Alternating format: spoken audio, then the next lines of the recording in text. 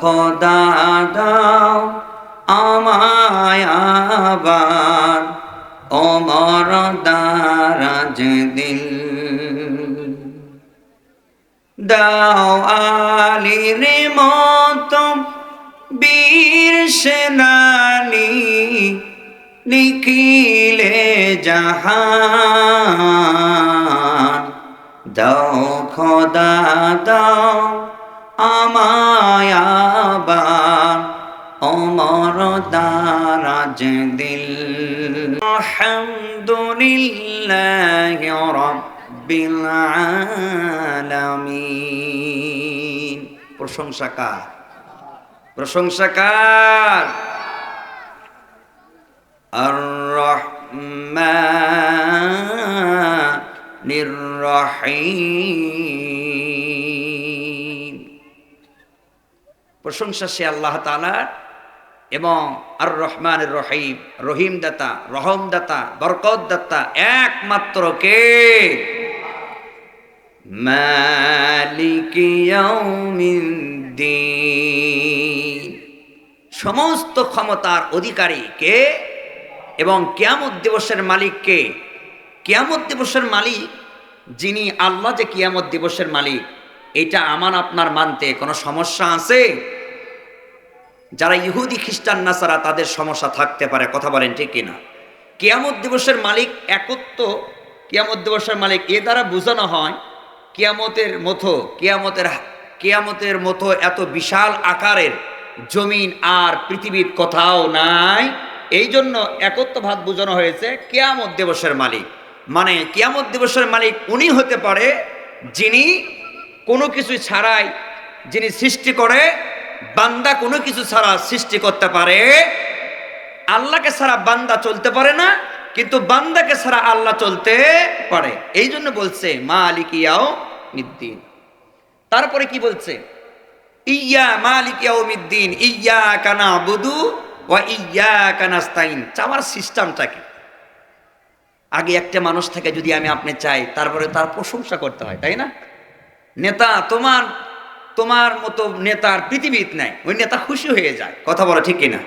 খুশি হয়ে যাওয়ার পরে বলে, আরে আসছিস কি জন্য এটা বল। কয় শুধু তুমি নেতা নয়, তুমি শুধু নেতা নয়, আর রহমানির রহিম। এই বিষয়ে ওনাকে বুঝাচ্ছি, তুমি যদি আমারে কিছু দাও তাহলে আমি পাই। সেই নেতা মনে মনে খুশি হয় যে আমি ছাড়া তার কেউ নাই, আমি অভিভাবক।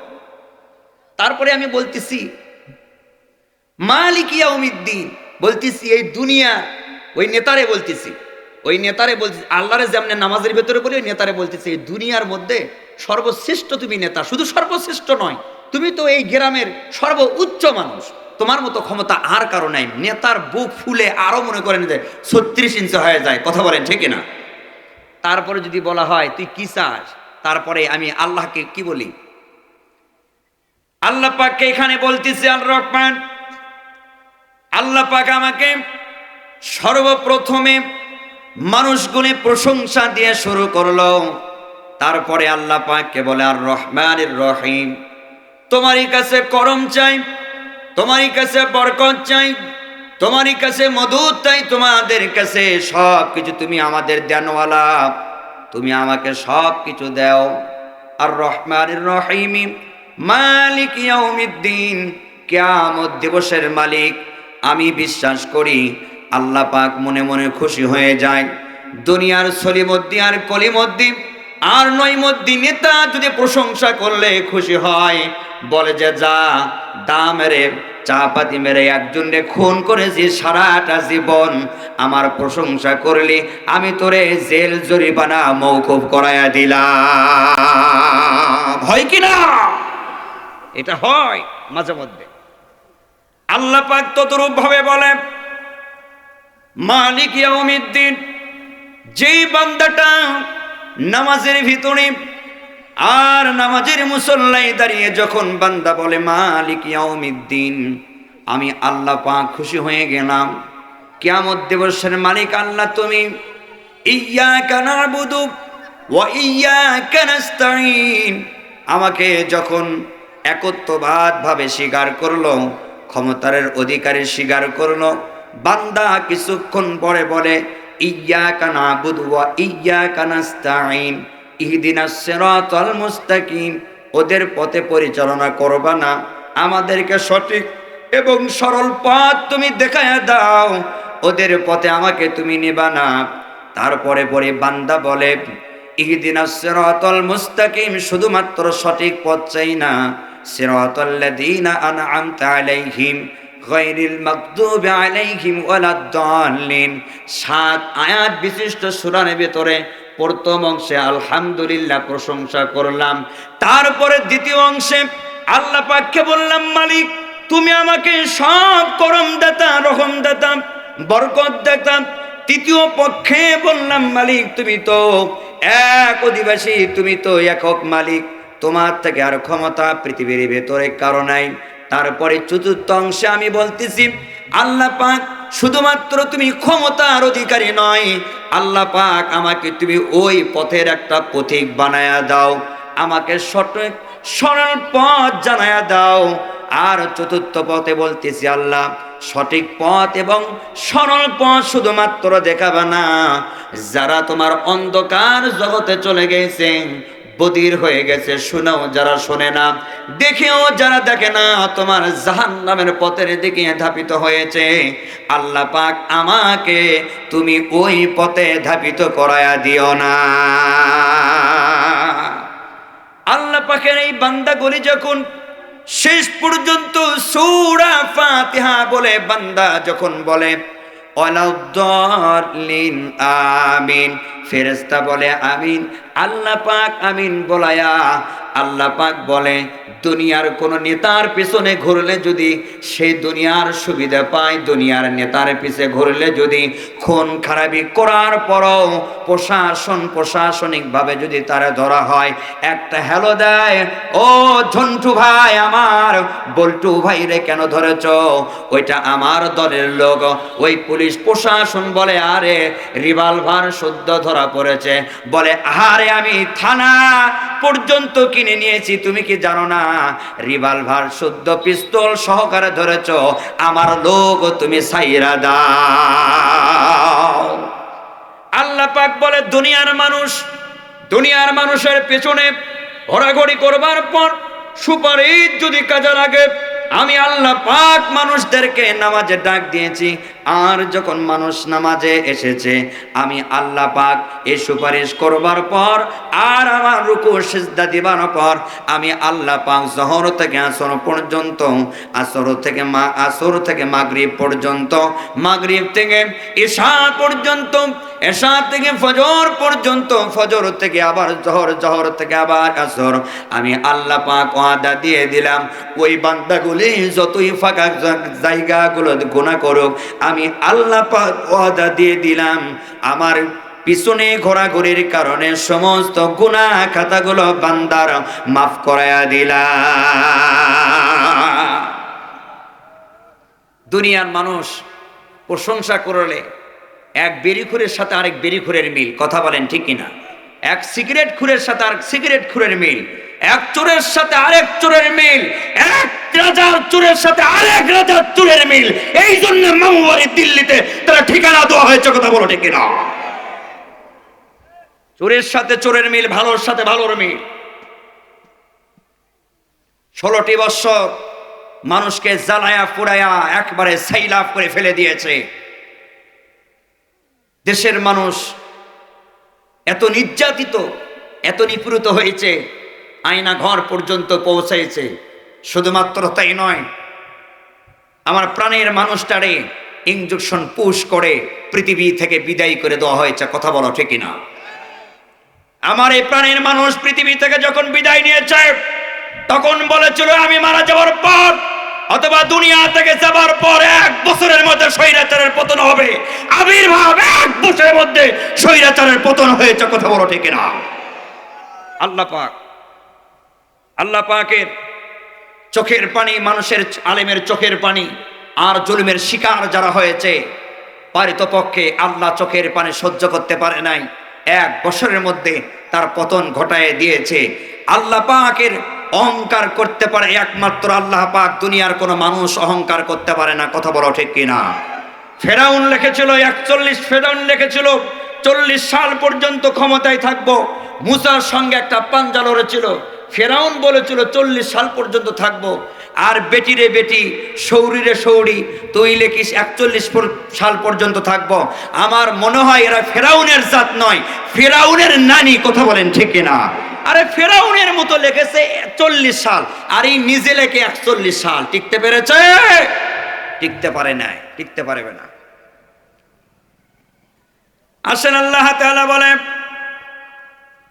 কুল হাবিতু মিনহা জামিআ ফাইম্মা ইয়াতিয়ান্নাকুম মিন্নি হুদান ফামান তাবিআ হুদায়া ফালা খাউফুন আলাইহিম ওয়ালা হুম ইয়াহজানুন। এই আয়াতের দিকে একটু লক্ষ্য দেন। আল্লাহ পাক বলে, কুল হাবিতু মিনহা জামিআ ফাইম্মা ইয়াতিয়ান্নাকুম মিন্নি হুদান ফামান তাবিআ।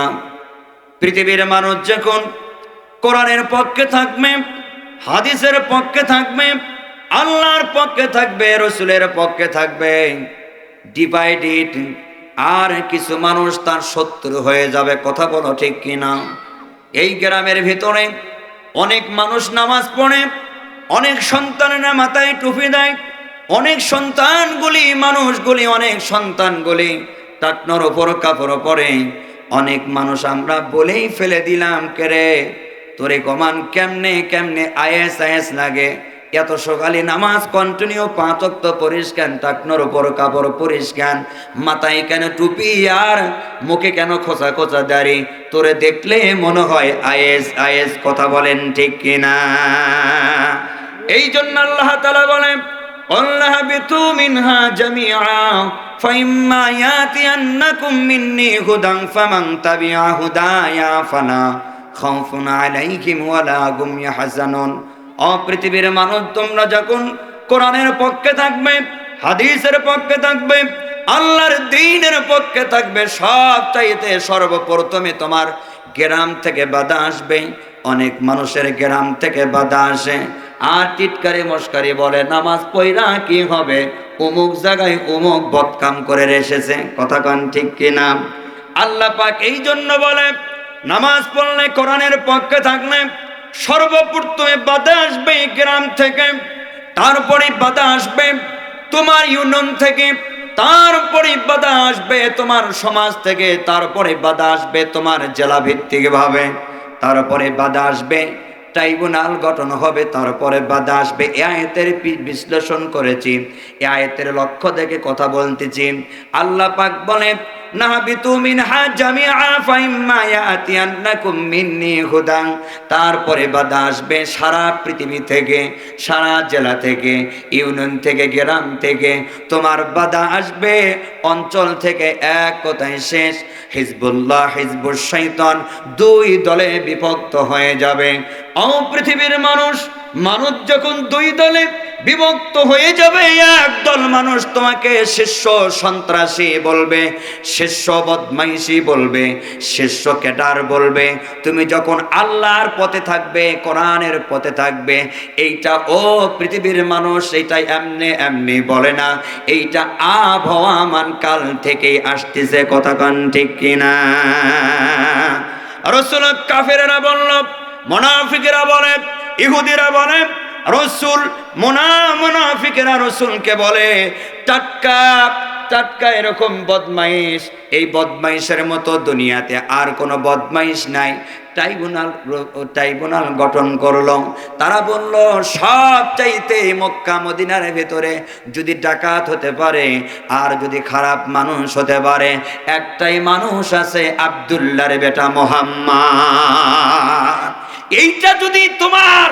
এইটা যদি তোমাকে উপাধি দেওয়া হয়, কোরআনের পক্ষে থাকলে, হাদিসের পক্ষে থাকলে যদি বলা হয় সবচাইতে তুমি ভালো খারাপ মানুষ, তাহলে বোঝা যাচ্ছে রাসূলের দাওয়াত আর আপনার দাওয়াত একাকার হয়ে গেছে।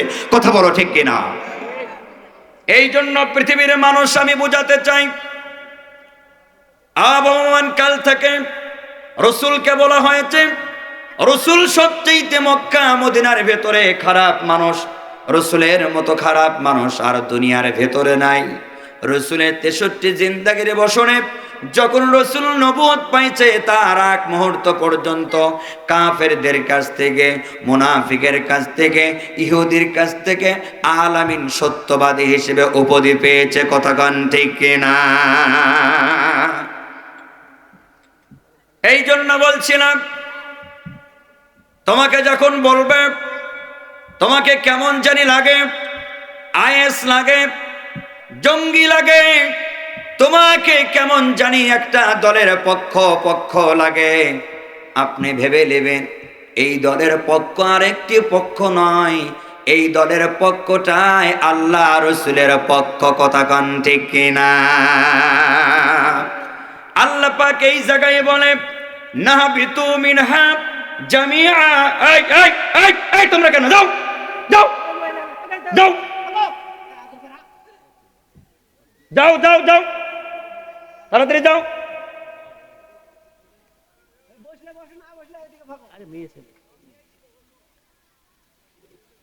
এই দিক দিয়ে আপনারা পর্দা দেননি কেন? এই দিক দিয়ে একটা পর্দা দেবেন না? এই মহিলা মানুষগুলো এখানে দাঁড়িয়ে দাঁড়িয়ে আওয়াজ শুনতেছে, এটা কেমন পরিবেশ? একটা পর্দা ঝোলাইয়ে দিতেন, পুরুষরা আসতো, ভেতরে বসতো, আর মহিলারা ওই দিক দিয়ে যাওয়া আসি করতো। ওই মা তো আমার পুরো মন খারাপ করেছে, আমি ধমক দিয়েছি, এই জন্য আমি লক্ষ্য করে 3 বার দেখলাম ওখানেই দাঁড়িয়ে আছে। ওখানে দাঁড়িয়ে থাকা হবে না, আমার মা তো বোঝে নাই। এই দিকে লক্ষ্য দেন। আল্লাহ পাক বলে, কুল্লাহা বিতু মিনহা জামিআ ফাইম্মা ইয়াতিয়ান্নাকুম মিন্নি হুদান ফামান তাবিআ হুদায়া ফালা খাউফুন আলাইহিম ওয়ালা হুম ইয়াহজানুন।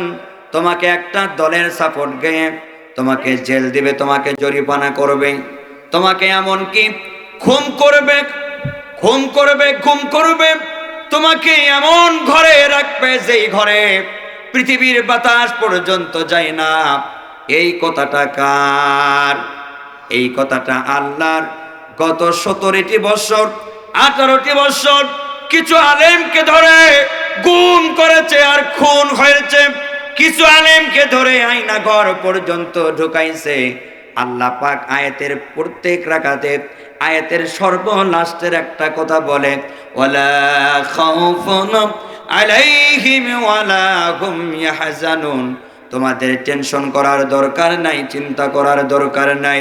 ওই পৃথিবীর মানুষেরা, কাফেরেরা, মুনাফিকেরা তোমাকে যখন নির্যাতন করতে করতে তোমার পিঠ দেওয়ালে যখন ঠেকে যাবে, নাসরুল্লাহি ফাতহুন করিম, আমি আল্লাহ পাক ওয়ালা খাউফুন আলাইহিম ওয়ালা হুম ইয়াহজানুন, আমি আল্লাহ পাক তোমার জন্য সাহায্য করা আমার জন্য ফরজ হয়ে দাঁড়াবে। তাহলে হায়াতের মালিক কে? জমিনের মালিক কে? আমার আপনার মালিক কে? সহযোগিতা করবে কে? তাহলে সহযোগিতা যদি আল্লাহ পাক যদি করে থাকে, আর আল্লাহ পাকের সহযোগিতার যদি আশা করি, আমি আপনি হাদি ভাইয়ের মতো বাতিলের কাছে মাথা নত না করে, বাতিলের কাছে মাথা নত না করে ওই বাতিলের বুলেটের আঘাতে জীবন চলে যাবে, তবুও কোরআনের পাশ থেকে, হাদিসের পাশ থেকে আমি আপনি ইহুদির কাছে, বাতিলের কাছে মাথা নত করতে চাই না। এই জন্য বলছি, ইনসাফের কথা যারা বলবে, কোরআনের কথা যারা বলবে, হাদিসের কথা যারা বলবে, এই পৃথিবী থেকে হাদির মতো গুলি খেয়ে জীবন ওয়াকাতারে দিতে হবে। কথা কও ঠিক কিনা? এই পৃথিবীর ভিতরে অনেক আলেম গুম হলো, খুন হলো, আয়না ঘরে গেল, তারা চোখের পানি ঝরালো, আর আল্লাহ পাকের ওই আয়াতের দিকে লক্ষ্য করে বলল, ওয়ালা খাউফুন আলাইহিম ওয়ালা হুম ইয়াহজানুন। আল্লাহ তুমি না বলছো ও পৃথিবীর মানুষ টেনশন করো না, চিন্তা করো না, নির্যাতনের স্টিম রোলার যখন বেশি হয়ে যাবে আমার পক্ষ থেকে আমার বান্দাগুলো সাহায্য প্রাপ্ত হবে। আলেম ওলামা বলল, আল্লাহ আপনার পক্ষ থেকে সাহায্য কবে আসবে? আল্লাহ পাক জানিয়ে দেয়, নাসরুল্লাহি ফাতহুন করিম, করি, আমার পক্ষ থেকে এমন সাহায্য পৃথিবীর জমিনে যাবে, যারা কোরআনের বিরোধিতা করেছে মামু বাড়ি দিল্লি যায় পালাইবে। এই জন্য পৃথিবীর ভিতরে যখন কোরআনের পক্ষে যারা কথা বলবে, হাদিসের পক্ষে যারা কথা বলবে, আমরা তাদের পক্ষে কাজ করে যাব। কথা বলেন ঠিক কিনা? এই পৃথিবী থেকে যখন যুগে যুগে রাসূল আকরাম সাল্লাল্লাহু আলাইহি ওয়াসাল্লাম এসেছে, নবী এসেছে, দিন এমনি এমনি প্রতিষ্ঠিত হয় নাই। এখন পারিতপক্ষে যারা ইমানের জন্য, দ্বীনের জন্য কাজ করি, কারো ফাঁসি হয়, কারো গুম হয়, কারো খুন হয়। এই খুন আর গুম আর ফাঁসি হওয়া আজকালকের খবর নাই। যেদিন থেকে ইসলাম পৃথিবীতে এসেছে সেদিন থেকে শত্রু ইসলামের বিরুদ্ধে লেগেছে। শহীদ হয়ে যাও, অন্যজনকে যুদ্ধের ময়দানে সেনা কমান্ডারের দায়িত্ব দিব। এতে দ্বারা বুঝতে বাকি রইলাম না, আমরা তিনজন, যায়েদ বিন হারেস বলে, আব্দুল্লাহ বিন রওয়াহা বলে, জাফর বিন আবু তালেব বলে, ভাই তিনজন বুঝতে বাকি রইলাম না, ওই মোতার প্রান্ত থেকে গাজী হিসেবে আমরা আর ফিরে আসতে পারবো না। যায়েদ বিন হারেস বাবার কাছ থেকে বিদায় নিয়ে বলে, ছোট্টবেলায় মা হারাইলাম, ছোট্টবেলায় বাবাকে হারাইলাম, আপনার কাছে লালিত পালিত হইলাম। আজকে প্রায় 12টি বছর পর আমার মা আমারে নিতে আসলো, আমার বাবা আমারে নিতে আসলো। আমি তাদেরকে চিনতে পারলাম। আপনি ভালোবাসা দিলেন মায়ের, আর আদর স্নেহ দিলেন বাপের, সমস্ত কিছু ভালোবাসা দিয়ে আমাকে বড় করে উঠাইলেন। আমি আপনার কদম ছাড়ি নাই। মা বাবা আসবার পর আমি যায়েদ বিন হারেস আপনার কদম ছাড়তে পারি নাই। আমার মনে হলো আমি আমার নিজের বাবা মার কাছে যা পাবো তার চাইতে রাসূলের কাছে যা পেয়েছি আজীবন তার পাওয়া সম্ভব নয়।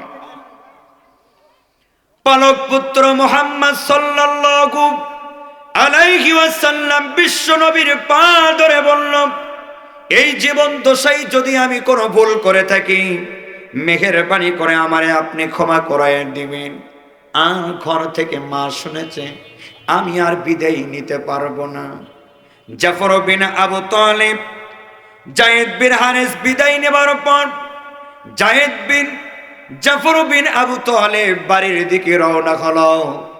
বাড়ির দিকে রওনা হওয়ার পর দেখা গেল জাফর বিন আবু তালেবের স্ত্রী রান্না করে, রান্না চুলার ভিতরে জাল ঢুকায়। আর জাফর বিন আবু তালেব বাড়ির বাইরে থেকে ডাক দিয়ে বলে, ও প্রাণের স্ত্রী, ও সন্তানেরা, তোমরা শুনে রাখো, আমি যুদ্ধর ময়দানে যাচ্ছি, আর দুনিয়ার ভেতরে বেঁচে থাকতে পারবো না। জাফর বিন আবু তালেবের স্ত্রী স্বামীর কাছে এসে বলে, তুমি যদি যুদ্ধর ময়দানে চলে যাও, দীর্ঘ সময় সিরিয়াতে ব্যবসা করতে গিয়েছিলেন, সবেমাত্র বাড়িতে আসবার আগ মুহূর্তে তুমি তোমার নবীর সঙ্গে দেখা করতে গেলা, আমি খাওয়া দাওয়া রেডি করতেছি, তুমি খাইবা, ঘুমাইবা, সন্তানের সাথে দেখা সাক্ষাৎ করবা। জাফর বিন আবু তালেবের স্ত্রীকে জাফর বিন আবু তালেব বলল, না, আমার স্ত্রীর চাইতে, সন্তানের চাইতে, সম্পত্তির চাইতে, সব চাইতে আমি বিশ্ব নবীকে বেশি ভালোবাসি। জাফর বিন আবু তালেবের স্ত্রী ঘর থেকে একটি জায়নামাজ পারল। জায়নামাজে বসে, জায়নামাজে দাঁড়িয়ে দাঁড়িয়ে 2 রাকাত নামাজ পড়ে জাফর বিন আবু তালেবের স্ত্রী আল্লাহর কাছে দোয়া করছে, মালিক ও, আমার স্বামীরে 6 মাস যাবত দেখি না, আমার স্বামীরে তুমি গাজী হিসেবে আমার ঘরে ফিরে দাও। জাফর বিন আবু তালেবের কাছে একটি তরবারি ছিল, তরবারের উল্টা পিঠ দিয়ে মৃত্যু আঘাত করে বলল, ও প্রাণের স্ত্রী, তুমি যত দোয়া করো না কেন আর দোয়া করতে থাকো না কেন, আমার আগেও একজন শহীদ হয়ে যাবে, আমার পরও একজন শহীদ হয়ে যাবে। আমি আর গাজী হিসেবে এই পৃথিবীর ভিতরে, দুনিয়ার ভিতরে থাকতে পারবো না, তোমার ঘরে আর আসতে পারবো না। জাফর বিন আবু তালেবের স্ত্রী কান্না করে বলে, আরশের মালিক, 6 মাস যাবত আমি আমার প্রাণের স্বামীকে দেখি না, 6 মাস যাবত দেখতে পারি না। বাড়িতে আসলো, সন্তান থেকে বিদায় নিচ্ছে, স্ত্রী থেকে বিদায় নিচ্ছে। জাফর বিন আবু তালেবের 2টি সন্তান ছিল। জাফর বিন আবু তালেবের 2টি সন্তান, একটার বছর হলে 7 বছর, আরেকটার বছর কোরআনুল হাদিসের মধ্যে এসেছে আরেকটার বছর হলে 8 বছর অথবা 10 বছর, এই রকম 2-1 বছর আগ পিছ করে সন্তানগুলো পৃথিবীতে এসেছে। জাফর বিন আবু তালেব ছোট্ট ছোট্ট সন্তানকে ডেকে বলে, ও সন্তানেরা, চিরজীবনের মতো আমারে তোমরা দেখে নাও। জাফর বিন আবু তালেবের স্ত্রী মাটিতে গড়াগড়ি করে কান্না করে আর বিলাপ করে কান্না করে, মালিক, ও কাবার মালিক, আমার প্রাণের স্বামী দীর্ঘ 6 মাস পরে ঘরে ফিরল, আজকেই যুদ্ধের ময়দানে যাচ্ছে। জাফর বিন আবু তালেবের 2টি সন্তান থেকে বিদায় যখন নেয়, আব্বু আব্বু করে ডাকে। জাফর বিন আবু তালেব এই জমিনের মধ্যে হাঁটুটুকু গাড়ায় দিয়ে সন্তান তার বাবার কাছে চুমু খায়, আর সন্তান তার বাবার মুখে চুমু খায়, বাবা সন্তানের মুখে চুমু খায়। আর সন্তান বলে, আব্বু তুমি নাকি যুদ্ধর ময়দানে যেয়ে শহীদ হয়ে যাবে, তাহলে কি কাল থেকে আমরা আর বাবাকে পাবো না? বাবা গড়ায়া গড়ায়া চোখের পানিগুলো ফেলে 2টি সন্তানের চোখের পানিগুলো মুছে দেয় আর বলে, বাবা বুকে আয়। সন্তান বাবার বুকে আসে, বাপ তার সন্তানের বুকে আসে, জড়ায় ধরে বিলাপ করে কান্না করে আর বলে, ও কাবার মালিক, এই 2টি সন্তান পৃথিবীর মাঝখানে রেখে দিয়ে গেলাম, আল্লাহ গো আমাকে শহীদ হিসেবে কবুল করে নিয়ে আমার 2টি সন্তানকেও এই ইসলামের জন্য, কোরআনের জন্য তুমি কবুল করায়া নিও। কি দিয়া বুঝাবো? গত রাত্রে যখন হাদিসটা পড়তেছিলাম তখন মনে হলো জাফর বিন আবু তালেব এই সন্তানের কাছ থেকে যখন বিদায় নেয়, সন্তান পিছন থেকে আব্বু আব্বু করে ডাকে। ছোট্ট বাচ্চা বাবের সামনে যে হাঁটু গাড়ি দিয়ে পা গুলো ধরায় বলে, আব্বু মেহেরবানি করে বাড়িতে থেকে যাও, তুমি যদি বাড়িতে থেকে যাও কাল থেকে আমি আমার বাবাকে বাবা বলে ডাকতে পারবো, আমার মা তোমাকেও দেখতে পারবে, আমরাও তোমাকে দেখতে পারবো। জাফর বিন আবু তালেবের ওই হাদিসের মধ্যে দেখলাম জাফর বিন আবু তালেব বেশি দেরি করে না, দৌড়ায় এমন একটা দৌড় দিছে, সন্তানের কাছ থেকে যখন দৌড়ায় মুতার প্রান্তে যখন যুদ্ধ করতে যায়, জাফর বিন আবু তালেবের মাঝখানে মনে পড়ে যায়, হারে এই সন্তানকে কুলে নিয়েছি, কাকালে নিয়েছি, চুমো খেয়েছি, স্ত্রীর সঙ্গে 6 মাস পরে দেখা সাক্ষাৎ হলো, সেই স্ত্রীকে রেখে আসলাম, সন্তানকে রেখে আসলাম। জাফর বিন আবু তালেব বলে, কাবার মালিক, আমি আমার সন্তানের চাইতে, স্ত্রীর চাইতে, ধনের চাইতে, স্ত্রীর চাইতে, সন্তানের চাইতে, আমার জীবন রুহুর চাইতে কাবার মালিক তোমার দ্বীনকে বেশি ভালোবেসেছি। ও কাবার মালিক, আমি আমার সন্তানের চোখের পানি আমারে আটকাইতে পারে নাই, স্ত্রীর রাহাজানি আমারে আটকাইতে পারে নাই। ও কাবার মালিক, ওই মতার প্রান্তে যে শহীদ হয়ে যাব, মেহেরবানি করে শহীদের কাতারে কাল কিয়ামতের ময়দানে দাঁড় করায়া দিও। ইমানের পথে অবিচল থেকে আমার মরণ যেন হয়। দেন তাড়াতাড়ি দেন। ঈমানের পথে অবিচল থেকে আমার মরণ যেন হয়। বলেন, ঈমানের পথে অবিচল থেকে আমার মরণ যেন হয়। তোমারই কাছে মিনতি আমার, ও গো রহিম রহমান। বলেন, ঈমানের পথে অবিচল থেকে আমার মরণ যেন হয়। প্রতিদিন মিথ্যের মুখোমুখি হয়, বেদিন ফাঁসে কেরা করে হইচয়। বাকি 16টি বছর বলতে পারেননি আমরা কোনো দল করি, কথা বলেন ঠিক কিনা? এমনকি দাড়ি আর টুপি দেখলেই লোকাবে ভরাইছে, কথা বলেন ঠিক কিনা? দাড়ি আর টুপি দেখলেই তোমরা লোকাবে ঢুকাইছো। এখন থাকতো লোকাবে, তুমি ঠুস করে মেসেজ পাঠাও আর ফোন করো বাংলাদেশে আইতেছি, বাংলাদেশে আইসে দেখো তোমাকে তরবারির উল্টা পিঠ দিয়ে তোমাকে জবা করেছি, এবার সিধা দিয়ে জবা করে দুনিয়ার থেকে বঙ্গোপসাগরে ভেসে দেব, কথা বলো ঠিক কিনা? জাফর বিন আবু তালেব ডান হাতটা ডান পায়ের ভিতরে ফলায়া তিরাস করে একটা টান দেয়, সঙ্গে সঙ্গে ধর থেকে হাতটা আলাদা হয়ে যায়। জাফর বিন আবু তালেব সামান দিকে অগ্রসর হয়। অসংখ্য কাফেরদেরকে জাহান্নামে পাঠায়া জাফর বিন আবু তালেব সামান দিকে অগ্রসর হয়। জাফর বিন আবু তালেবের 400 জন কাফেরদের ভেতরে জাফর বিন আবু তালেব একাই বাম হাত দিয়ে 70 জন কাফেরকে জাহান্নামে নিক্ষেপ করে দেবার পর আরো 200 জন কাফেররা একত্রিত হয়ে, মোট 600 জনের মতো কাফেররা একত্রিত হয়ে জাফর বিন আবু তালেবকে চতুর্পাশে ঘেরাও করে নিল। জাফর বিন আবু তালেবের বাম হাতের মধ্যে একটা আঘাত করলো।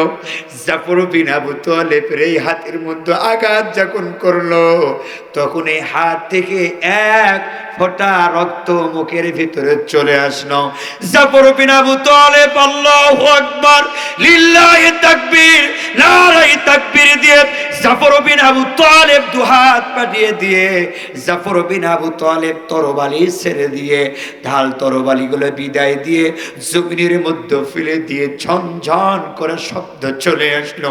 জাফর বিন আবু তালেবের কাছে ইসলামের পতাকা ছিল, কামড়ায় ধরে জাফর বিন আবু তালেব সামান দিকে অগ্রসর হওয়া শুরু করলো।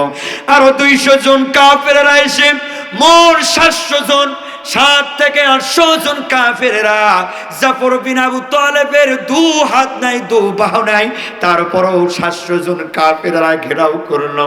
জাফর বিন আবু তালেবের হাত থেকে যখন কালেমার পতাকাগুলো পড়ে যাবে, অমনি জাফর বিন আবু তালেব কামড়ায় ধরে সামান দিকে অগ্রসর হয় আর সাহাবীদেরকে ডাকতে থাকে, ও সাহাবী ভাইয়েরা, তাড়াতাড়ি চলে আসো, আমার ধর থেকে 2টি বাহু আলাদা হয়ে গেছে, আমি আর তরবারি ধরতে পারবো না, আমি আর পতাকা ধরে রাখতে পারবো না। খালিদ বিন ওয়ালিদ যখন চলে আসে, জাফর বিন আবু তালেবের কাছাকাছি যাওয়া যখন পর্যায়ে পৌঁছে যায়, ওই 700 জন, 750 জন কাফেররা জাফর বিন আবু তালেবের বাম হাতে বাম পায়ের মধ্যে একটা আঘাত করে বাম পাটা ছিটকে পড়ে যায়, ডান পায়ের মধ্যে আঘাত করে ডান পাটা ছিটকায় পড়ে যায়। জাফর বিন আবু তালেব কামড়ায় ধরে জমিনে কালিমার পতাকাটুকু পড়তে দেয় নাই। কাফেররা এসে যখন গোলার ভিতরে আঘাত করবে আর দুখণ্ডিত করে দেবে, জাফর বিন আবু তালেবের ধর থেকে কল্লাটা আলাদা হয়ে গেল। জাফর বিন আবু তালেব ঘর থেকে কল্লা আলাদা হইল। জাফর বিন আবু তালেব কামড়ায়া উঁচু করে ধরে রেখেছে কালেমার পতাকা। মুতার প্রান্তে শহীদ হয়ে গেল। জাফর বিন আবু তালেব মুতার প্রান্তে শহীদ হয়ে যাচ্ছে। এমন সময় যখন জাফর বিন আবু তালেবের ধর থেকে কল্লাটা আলাদা করা হলো, জাফর বিন আবু তালেব কামড়ায়া ধরিয়ে ধর থেকে কল্লা আলাদা করা হলো। 10 থেকে 15 ফিট পর্যন্ত আলাদা করা হলো। আলাদা হয়ে আছে, 10 থেকে 15 ফিট পর্যন্ত দূরে আছে। আপনি জাফর বিন আবু তালেবের কল্লা দিয়ে উঁচু করে কালেমার পতাকাটাকে ধরে রেখেছে। আরেকটা সাহাবী এসে পতাকা যখন উত্তোলন করা শুরু করে দিল, আর একটি সাহাবী এসে জাফর বিন আবু তালেবের জাফর বিন আবু তালেবের মুখের ভিতরে কান লাগাইয়া দিল। আর জাফর বিন আবু তালেবকে বলল, ও জাফর বিন আবু তালেব, জীবনের শেষ নিঃশ্বাস পর্যন্ত তুমি চেষ্টা করেছ কালেমা উঁচু করে ধরবার জন্য, ইসলামের পক্ষে কাজ করেছ। মা মেহেরবানি করে পতাকাটুকু ছেড়ে দাও, আমার উত্তোলন করতে বেরি ভারী হয়। জাফর বিন আবু তালেবের কাল্লাটা ধর থেকে আলাদা, তারপরও চুপি চুপি কি জানি কথা বলেন, সাহাবীদেরকে বলেন, ও সাহাবীরা জানায় দিও, আমি জাফর বিন আবু তালেব মুতার প্রান্তে এখন শহীদ হতে চলছি। আমি এখন আমার লাকের ভিতরে জান্নাতি ঘেরান পাচ্ছি, জান্নাতুল ফিরদাউসের ঘেরানটা আমার লাকের ভিতরে চলে আসতেছে। আল্লাহর নবীকে তোমরা যারা গাজী হিসেবে আল্লাহর নবীর কাছে ফিরবা, তোমরা বলে দিও আল্লাহর জন্য, নবীর জন্য, কোরআনের জন্য আপনার জাফর বিন আবু তালেব শেষ নিঃশ্বাস পর্যন্ত চেষ্টা করেছে। অপ্রিয় মুসলমান ভাইরা রে আমার, আল্লাহ পাক এই জন্য বলেন, যার সাথে যার মেশাওয়াত তার সাথে তার কিয়ামত, যার সাথে যার মহব্বত তার সাথে তার কিয়ামত। ও যুবক ভাইয়েরা, শিরা, ও যুবক ভাইয়েরা, দিনাজপুর মুসলমান ভাইরা রে আমার, আমি আপনাদেরকে বুঝাইতে চাই, আপনাদেরকে জানাইতে চাই, ওই জাফর বিন আবু তালেবের মতো যার ঈমান হবে, যার কলিজা হবে, যার অন্তর হবে, আল্লাহ পাক চাইতো জাফর বিন আবু তালেবের সঙ্গে তার হাসর নাসর করে দিতে। কথাগণ ঠিক কিনা? ও দিনাজপুর মুসলমান ভাইরা রে আমার, কে কে রাজি আছেন একটু আমি আপনাদেরকে দেখতে চাই। এই বাংলার জমিনে কোরআনের জন্য, হাদিসের জন্য, ইসলামের জন্য, দ্বীনের জন্য, দ্বীন প্রতিষ্ঠা করবার জন্য, কোন একটা যুদ্ধের ময়দানের জন্য যদি ডাক আসে, রক্ত দেওয়া লাগে, জান দেওয়া লাগে, জীবন দেওয়া লাগে, দিনাজপুর মুসলমান ভাইরা রে আমার, কে কে রাজি আছেন আল্লাহর কাছে দুহাত উঠায়া দেখান। আমিন। প্রিয় মুসলমান ভাইরা রে আমার, এই জন্য আমি আপনাকে বলছিলাম, যায়েদ বিন হারেস পৃথিবী থেকে বিদায় নিয়ে চলে গেল, জাফর বিন আবু তালেব পৃথিবী থেকে বিদায় নিয়ে চলে গেল, আব্দুল্লাহ বিন রওহা পৃথিবী থেকে চলে যাবে। আব্দুল্লাহ বিন রওহা যখন সামান দিকে অগ্রসর হয়, আব্দুল্লাহ বিন রওহার ঘোড়ার ভিতরে, ঘোড়ার পায়ের ভিতরে আঘাত করে। আব্দুল্লাহ বিন রওহার ঘোড়াটুকু জমিনে থুপড়ে পড়ে যায়। আব্দুল্লাহ বিন রওহাকে পিছন থেকে তীর মারে, সামান দিক থেকে তীর মারে। আব্দুল্লাহ বিন রওহাকে ধরে নিয়ে আসা হলো, আর বলা হলো, এই যুদ্ধের ময়দানে তোমাকে আবার ছেড়ে দেওয়া হবে, আবার তীর ধনুক মারা হবে। মেহেরবানি করে আব্দুল্লাহ বিন রওহা, তুমি যদি এই যুদ্ধের ময়দান থেকে ফেরত যেতে পারো, আর যদি আল্লাহ রাসূলের পক্ষে না যুদ্ধ করে, আর যদি আমাদের পক্ষে আসতে পারো, তোমাকে ছেড়ে দেওয়া হবে। আব্দুল্লাহ বিন রওহা তীর ধনুক আক্রান্ত সাহাবী। আব্দুল্লাহ বিন রওহা বলে, জীবন থাকবে যতক্ষণ রাসূলকে ভালোবাসবো আমি, ততক্ষণ জীবন থাকবে যতক্ষণ আমি আল্লাহর নবীর সাহাবী, ইসলামকে ভালোবাসবে ততক্ষণ। প্রিয় মুসলমান ভাইরা রে আমার, এমনি এমনি কিন্তু দিন প্রতিষ্ঠিত হয় নাই। আমিনুল মুমিনিন, খলিফাতুল মুসলিমিন হযরত ওমরের শাসনকালে আমিনুল মুমিনিন একজনকে বলল, সাহাবীকে বলল, ও সাহাবী ভাই, তুমি কেমনে করে ইসলাম গ্রহণ করেছ? আমি তো উমার, আমি রাজকীয়ভাবে রসুলকে জব করতে গিয়েছিলাম, সেখান থেকে হেদায়েত প্রাপ্ত হয়ে আমি ইসলাম গ্রহণ করেছি। খাব্বাবকে জিজ্ঞাসা করা হলো, ও খাব্বাব, তুমি কেমনে করে ইসলাম গ্রহণ করেছো? খাব্বাব বলল, ভাই আমি মুখ দিয়ে বলতে পারবো না, পেটে গেলে তুমি দেখো। আমিরুল মুমিনিনকে বলল, আমি খাব্বাব কামারের কাজ করতাম, আমি যখন ইসলাম গ্রহণ করলাম, Utba Abu Lahab, Utba Saiba Abu Lahab, Walid বিন মুগীরা চলে আসলো। ওলীদ বিন মুগীরা এসে বলল, আবু লাহাব উতবা এসে বলল, ও খাব্বাব তুমি নাকি ইসলাম গ্রহণ করেছো? আমি বললাম, হ্যাঁ আমি ইসলাম গ্রহণ করেছি। আমাকে ধরে নিয়ে এসে একটা জংলার ভেতরে নিয়ে গেল। Utba Abu Lahab, Utba Saiba, Walid বিন মুগীরা বাম হাত দিয়ে আমাকে এমন আঘাত করা শুরু করলো, বাম হাতটা আমার জিহ্বার মুখের ভিতরে ঢুকায় দিয়ে জিহ্বাটা টানা ডান দিয়ে বের করলো। ওলীদ বিন মুগীরা এত নিকৃষ্ট কাফের, এত নিকৃষ্ট মুনাফিক। খাব্বাব বলে, আমাকে যখন জানলার ভিতরে নিয়ে যে টান দিয়ে জিহ্বাটুকু বের করে বাবলা গাছের কাটা নিয়ে আমি খাব্বাবের জিহ্বার মধ্যে পুর করা শুরু করলো। আমাকে বলল, ওলীদ বিন মুগীরা বলে, ও খাব্বাব তুমি যদি ইসলাম ছেড়ে দাও তাহলে মক্কা মদিনার ভেতরে তোমারে বড় লোক বানায় দিব। আমি খাব্বাব বলেছিলাম, গরিব মানুষ, অর্থ সম্পত্তি প্রয়োজন নাই, আমি খাব্বাব ইসলাম ছাড়তে রাজি নই। আমি খাব্বাবকে সেই দিনের মতো ছেড়ে দেওয়া হলো।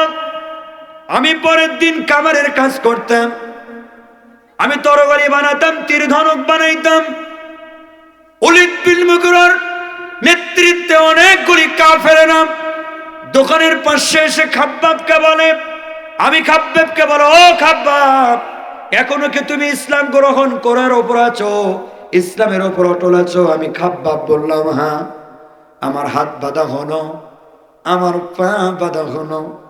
আমি খাব্বাব নিজের হাওয়া দিয়ে যেই কয়লাগুলো আগুন ধরাইছিলাম, ওই কাফেররা সেই কয়লাগুলো বিছানো হলো, কাফেররা সেই কয়লাগুলো বিছানো। আর আমার নিজের হাত দিয়ে যে রডগুলো গরম করতেছিলাম তীর ধনুক বানানোর জন্য, ওই তীর ধনুকগুলো চিতার মতো সাজা দেওয়া হলো। আমি খাব্বাবের হাত বাঁধা, আমি খাব্বাবের পা বাঁধা। আমিরুল মুমিনিনকে বলে, আমিরুল মুমিনিন শুনে রাখো, আমি খাব্বাবকে উপর করে শোয়ানো হলো।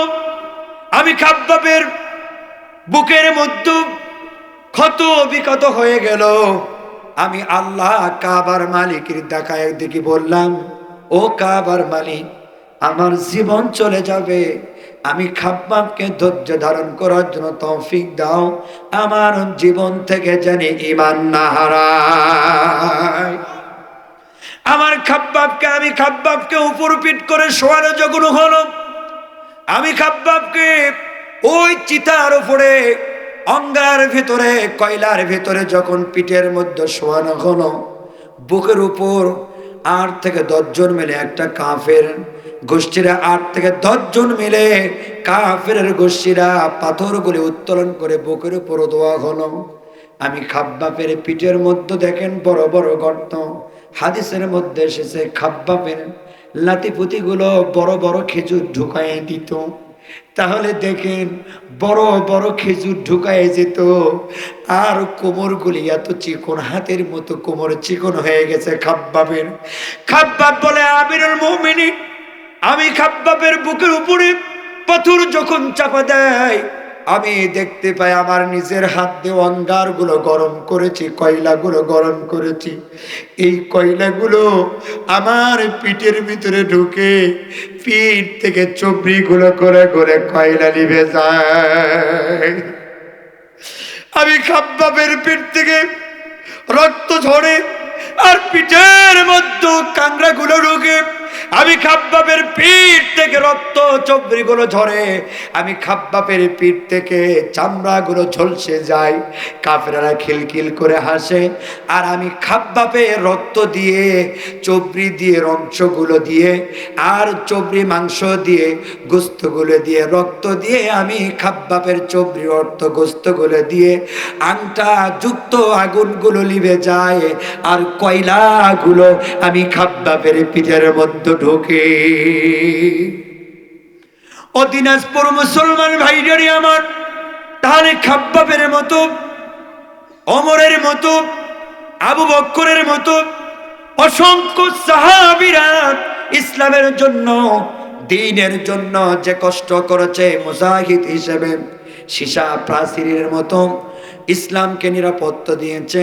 ও মুসলমান ভাইরা রে আমার, তোমার আঙ্গুল এই 16-17 বছর দিনের ভোর তোমার আঙ্গুলে মাঝরাতে হয়েছে, আর কখনো দিনের ভোর আর কখনো রাতে হতে দেওয়া যাবে না।